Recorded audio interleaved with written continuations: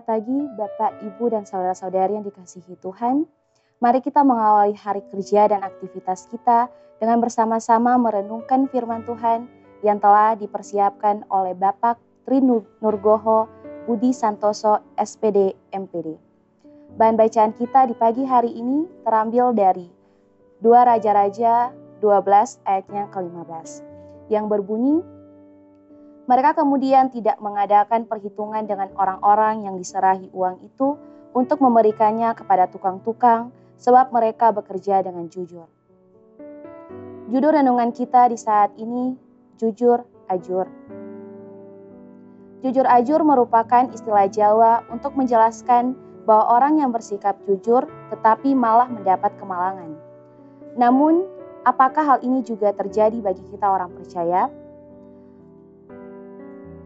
Bapak, Ibu, saudara-saudari, ada sebuah ilustrasi sederhana tentang seorang raja yang membuat sayembara untuk mencari penerusnya.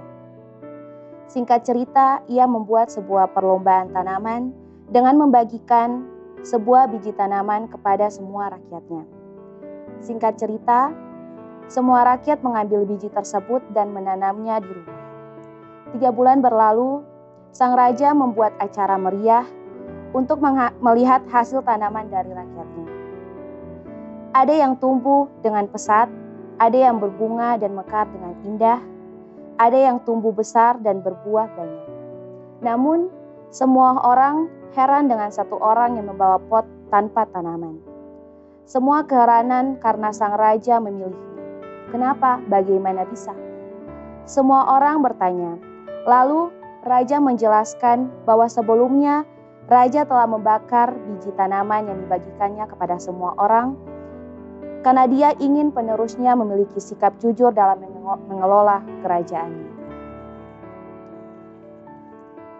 Bapak, Ibu, saudara-saudari, dalam ayat Alkitab di 2 Raja-Raja 12 ayat pertama hingga berakhir pada ayat yang ke-21 dijelaskan bahwa Yoas merupakan salah satu raja Yehuda. Ia melakukan apa yang benar di mata Tuhan seumur hidupnya selama Imam Yoyada mengajar dia. Namun, setelah Imam Yoyada meninggal, Yoas terpengaruh para pemimpin Yehuda untuk meninggalkan Allah dan berpaling pada berhala. Dan saat Hazael, Raja Aram berniat menyerang Yerusalem, Yoas mengambil segala persembahan kudus untuk rumah Tuhan dan diserahkan kepada Hazael agar Hazael tidak menyerangnya.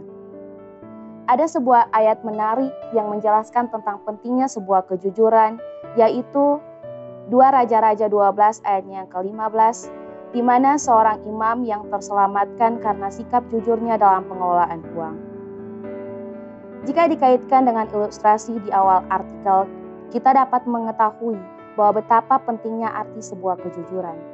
Lalu, apakah yang terjadi saat ini di lingkungan kita?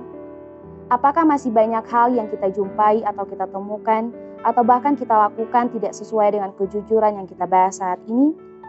Mari kita renungkan. Seringkali kita dihadapkan 2 pilihan yang sulit, bahkan dalam hal-hal sepele dalam kehidupan kita. Apakah kita memilih sikap tidak jujur sehingga memperoleh kemudahan, atau malah kita tetap memilih jujur walaupun akan mendapat kemalangan?